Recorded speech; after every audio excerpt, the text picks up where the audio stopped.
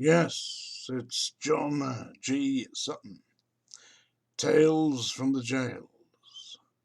Let's talk a little bit about the legacy of the Kray twins. I mean, they've done so. They did something. They changed society. I mean, I know they didn't mean to change society the way they did. I mean, they just set a bloody bad example for everybody.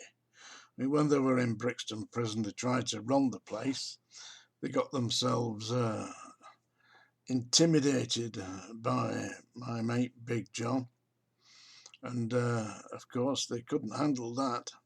They couldn't deal with the fact that here we have one man who's threatening to take both the Kray twins out, one in either hand, which he would have done, no doubt about it. I mean, the Kray twins were middleweights, or perhaps even welterweights. They were not heavyweights. And as for fighting one to one, they used weapons. I mean, all right, if you're on the streets and you're a gangster, that's what you do. I mean, guns, look at the old Al Capone era. They were using machine guns on the streets of Chicago. Yeah. You ever seen those old films with Robert Stack as Elliot Ness? Yeah. That was a crazy idea. Prohibition. It's almost as crazy as today's prohibition on drugs, because that's what we've got today. It's the modern prohibition where they don't license drugs. If they license drugs, cocaine, heroin, you get what you want. You go to the chemist, you go to Boots the chemist or whatever. Yeah, I'll have half an ounce of cocaine, please, or speed, or whatever it is, crack you want. Yeah, meths, anything. You can get it from Boots the chemist. There's no great kudos in going to Boots the chemist, is there? There's no criminality about it. Eh? You just go there and pay your money. And what you pay for it, they can tax it then. Instead of what they're doing at the moment, they're having it dealt with idiots like this. Let me show you some of the idiots that are dealing drugs today. And they've followed in the steps. Yeah. They've followed in the steps of the likes of the Kray twins. Here's one. He's a complete shithouse called Patrick Doyle. Doyle. No, not Patrick, Paul Doyle. Can you see that? Yeah, you see that? Let me get there you go. Oh, it's not worked. Yeah, here we are. That's not him, yeah. That's Paul Doyle, yeah. You see that? That's Paul Doyle, yeah. 16 years he's doing at the moment. Paul Doyle, shithouse. Yeah? You know what he's doing? Getting young girls, 16, 15, 14 years old, smuggling drugs, county lines. That's what they do, you see. Yeah, and I'll tell you something. If you don't follow the orders when you get into their snares, they kill you. This is absolute God's honest truth. And this has all come down from the Kray twins, because it wasn't like that. Britain wasn't like that before we had those two little shithouses making a name for themselves in the papers, swaggering around like gangsters. Yeah, fancy suits, hair slicked back, homosexual, raping people. Seriously, that's what they did. Hey, and how big time were they when they got into Broadmoor? I tell you what happens in Broadmoor. Every night before you get put into your little cell, they strip you naked and search you. Bend over. Hey, that's a big time gangster, eh? I'm Reggie Kray, yeah? Hey, no, yeah, bend over, Reggie. We're having a look. That's not being a gangster. That's being a shithouse. A prisoner. That's what he was. Anyway, the likes of Patrick Doyle.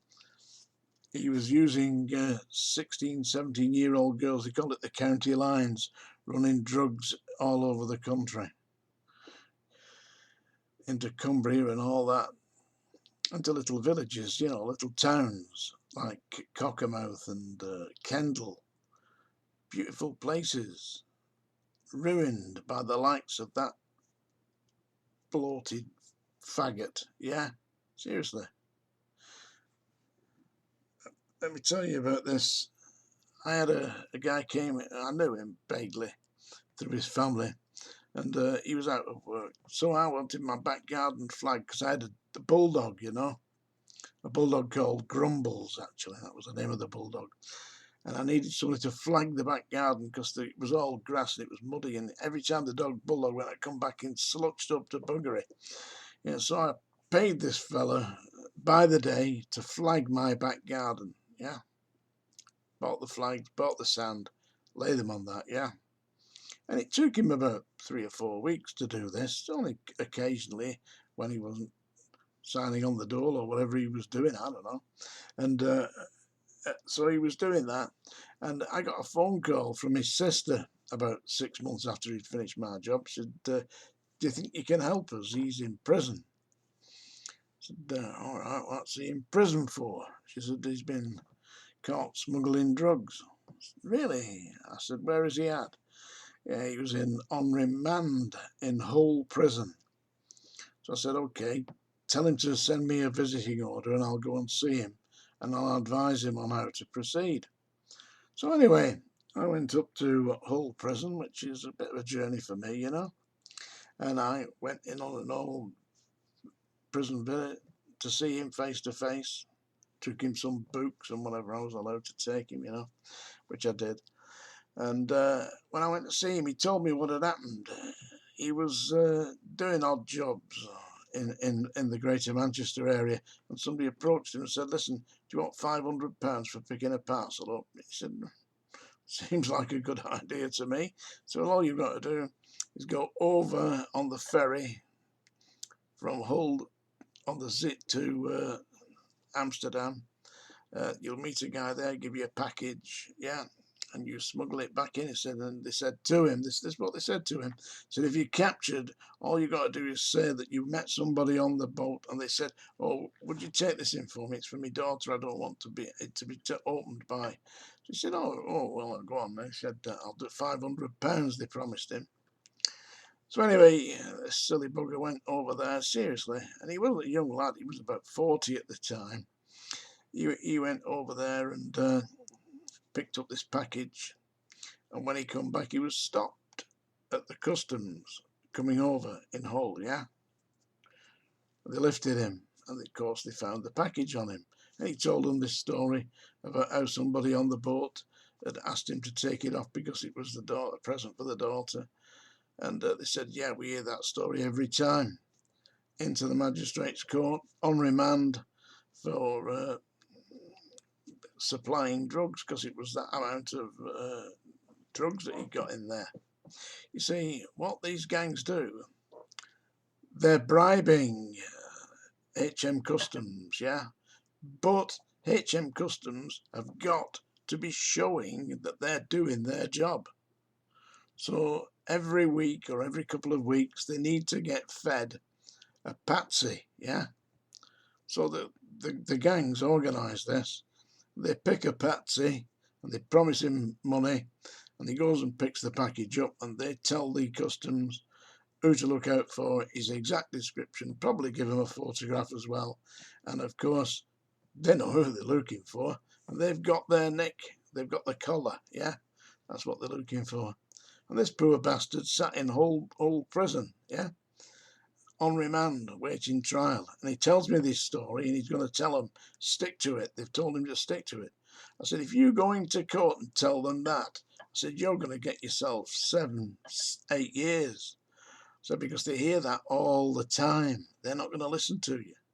Yet they're going to just say, you are a liar, yeah, and you've been found in possession of this amount, this quantity, and you're going to get yourself some serious bird. Oh no, he said, I can't, I daren't. He said, they'll kill me if I say anything else. And sure enough, he went up to court. I think he got 7, 8 years, something like that. That was the last I heard of him. Don't know where he is now. Don't listen to people who offer you money to pick things up. It's a setup. And it's all been started by them bastard Kray twins. There's a bastard in Manchester. I keep losing terms like this because they really do piss me off. You know, I've met them. They're basically big fat fucking cowards. Eh? This guy here, can you see that face there? Yeah, that ugly looking fat bastard, yeah? Dominic Noonan, yeah? Currently serving, I don't know, 20 years or whatever it is for raping men. Raping boys, not really men. 15-year-old, 16-year-old boys. Thought he'd set himself up like the Kray twins and run a protection racket in Manchester, in the Cheetah Mill area and all that. There was a documentary done about him. It was called A Very British Gangster. He's about as much a bloody gangster as my bulldog was. Seriously. In fact, my bulldog would have been better than him. Yeah. And it certainly wouldn't have gone raping little boys. Disgraceful. So if you could come across these bastards, remember to avoid them. Anyway, I hope you've enjoyed today's Tales from the Jails.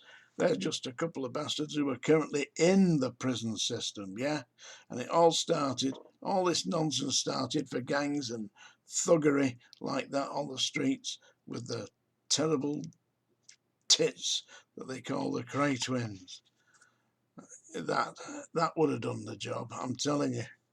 And my mate Big John, he got bloody moved because they threatened to kill him because they put a number out on him. Anyway, we have to have a little song, don't we? One of my singing favourites is one of my pop artists that I like, country and western perhaps, is a guy called Johnny Cash. He's not with us anymore. And this is his first hit that he wrote, actually. And it's called Cry, Cry, Cry. I'm only going to do one verse, I think, unless I can remember a bit more. And you can all applaud this, or if you really, really like it, see me on the sick parade. All right, here we go. Everybody knows where you go when the sun goes down. I think you only live to see the lights of town. I've got to the end when I would try. And when it comes to the end of this, you'll cry. You're gonna cry, and cry alone. Soon your sugar daddies, they'll all be gone. Words to that effect. Anyway, that was a murderation of Johnny Cash's Cry. This is Tales from the Jails. John G. Sutton. Do, subscribe. And next Saturday I'm on with Sean Atwood.